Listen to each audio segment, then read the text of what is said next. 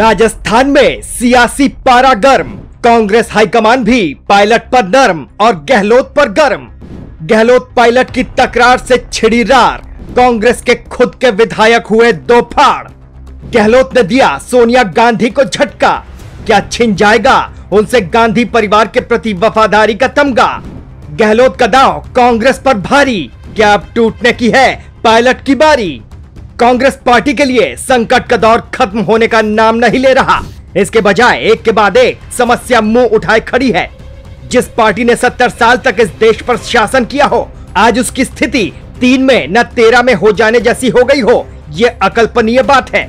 इसकी बानगी इस बात से मिल सकती है कि कांग्रेस अध्यक्ष के संकट से जूझ रही कांग्रेस के सामने एक और संकट राजस्थान सरकार को बचाने का आ गया है।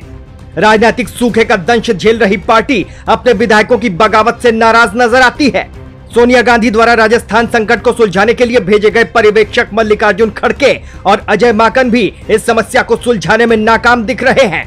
इसका सबूत इस बात से मिल जाता है कि नए बागी हुए अशोक गहलोत बुधवार दोपहर को जब होटल मैरियट में पर्यवेक्षकों से मिलने पहुंचे तो अजय माकन ने मिलने से इनकार कर दिया और सोनिया गांधी को रिपोर्ट सौंपने के लिए दिल्ली रवाना हो गए। ये बात सच है कि इस संकट के चलते अशोक गहलोत और सचिन पायलट समेत पूरी कांग्रेस के चेहरे की हवाइयां और रातों की नींद उड़ी हुई है।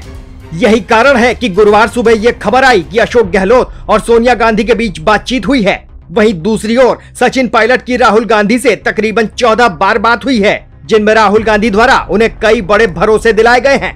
अशोक गहलोत के लिए तो यह स्थिति सिर मुड़ाते ओले पड़ने जैसी है। जहां उन्हें भावी कांग्रेस अध्यक्ष के रूप में देखा जा रहा था, वहीं अब उनकी राजस्थान के मुख्यमंत्री पद की कुर्सी भी चरमराती नजर आ रही है। अंतरिम कांग्रेस अध्यक्ष ने भी अशोक गहलोत से आंखें तरेर ली है और गहलोत गुट के विधायकों में भी दरार पड़ने लगी है। बुधवार दोपहर को विधायक इंदिरा मीणा ने आरोप लगाया कि धारीवाल के घर हुई बैठक में उनसे एक कागजात पर दस्तखत किए गए, जिसके बारे में उन्हें कोई जानकारी नहीं दी गई।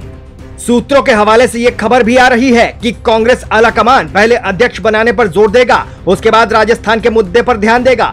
ऐसे में यह देखना दिलचस्प है कि यदि कांग्रेस की कमान अशोक गहलोत के हाथों में आ जाती है, उसके बाद राजस्थान संकट पर फैसला लेने का अधिकार उनके पास होगा या कमान गांधी परिवार के पास ही रहेगी। हमें तो अपनों ने लूटा, गैरों में कहां दम था, हमारी तो कश्ती भी वहां डूबी जहां पानी कम था। पूर्व में लिखी इस पंक्ति को कांग्रेसियों ने ज्यादा ही गंभीरता से ले लिया और दिलो जान से इसका अनुसरण करके अपनी ही पार्टी को कमजोर करने का बीड़ा उठा लिया।